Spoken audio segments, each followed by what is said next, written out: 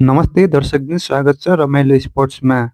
दर्शकबिन, नेपालले ओमान विरुद्धको पहिलो वार्मअप म्याचमा जित हासिल गरेको छ। नेपालले वेस्ट इन्डिजसँगको युनिटी कप ऐतिहासिक सिरिजलाई 2-1ले जितेर इतिहास रचेको थियो र नेपाल त्यहीँबाट T20 वर्ल्ड कप क्वालिफायर खेल्नका लागि ओमान पुगेको थियो। 4 अक्टोबर हिजो 8:15 मा नेपालको पहिलो प्र्याक्टिस म्याच थियो। सो म्याचमा नेपालले 6 विकेटले जित हासिल गरेको थियो। नेपालले टस जितेर पहिले बोलिङ गरेको थियो। टिममा कप्तान रोहित कुमार पौडेल, कुशल भुर्तेल, आरिफ सिख, आदिल आलम, दिपेन्द्र सिंह ऐरी, गुलसन झा, करण केसी, कुशल मल्ल, लुकेश पम, सन्दीप लामिछाने, सन्दीप जोरा, सोमपाल कामी, नन्दन यादव र ललित राजवंशी गरी नेपालको सम्पूर्ण 15 जना नै टिममा रहेका थिए।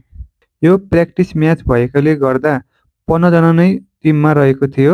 नेपालका लागि बोलिङमा दिपेन्द्र सिंह ऐरी र सन्दीप लामिछानेले उत्कृष्ट बोलिङ गरे।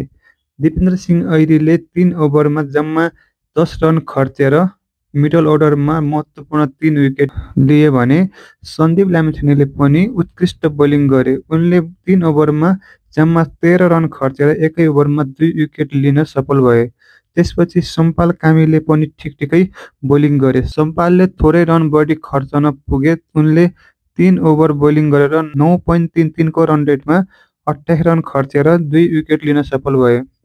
नन्दन र कुशल मल्लले भने समान 1-1 विकेट लिन सफल भए। आजको खेलमा ललित र आदिल आलम भने विकेटविहीन रहे। ओमानको लागि ब्याटिङमा 3 जना प्लेयरले मात्र डबल स्कोरमा रन बनाउन सफल भए। ओमानले 20 ओभरमा 9 विकेट गुमाएर 110 रन मात्र जोड्न सफल भयो।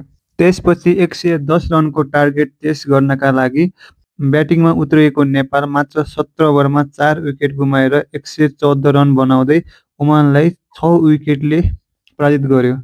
नेपालका लागि ब्याटिङमा ओपनर आसिफ सिखले सर्वाधिक 61 रन जोड्न सफल भए। उनले 48 बलमा 6 चौका र 2 छक्काको मद्दतमा 61 रन जोड्दै आउट भएका थिए। त्यसपछि कुशल भुर्तेल 16 बलमा 10 रन, रोहित पौडेल 32 बलमा 25 रन, सन्दीप जोरा 2 बलमा 2 रन, कुशल मल्ल 5 बलमा 1 छक्काको मद्दतमा 9 रन बनाउँदै नट आउट रहे र अन्तिममा आएका आदिलले कुनै पनि बल खेल्न पाएनन्। उनी पनि नट आउट रहे। ओमानका लागि बोलिङमा अमिर कलिनले सर्वाधिक 2 विकेट निकाल्न सफल भए। यो सँगै नेपालले T20 वर्ल्ड कप क्वालिफायरको पहिलो वार्मअप खेलमा ओमानसँग जित निकाल्न सफल भएको छ। दर्शकबिन, तपाईलाई हाम्रो भिडियो कस्तो लाग्यो? मन पर्यो भने लाइक, कमेन्ट र शेयर पनि गर्न नभुल्नुहोला। यदि हजुरहरूले हाम्रो च्यानललाई सब्स्क्राइब गर्नुभएको छैन भने कृपया हाम्रो च्यानललाई सब्स्क्राइब पनि गरिदिनुहोला। धन्यवाद।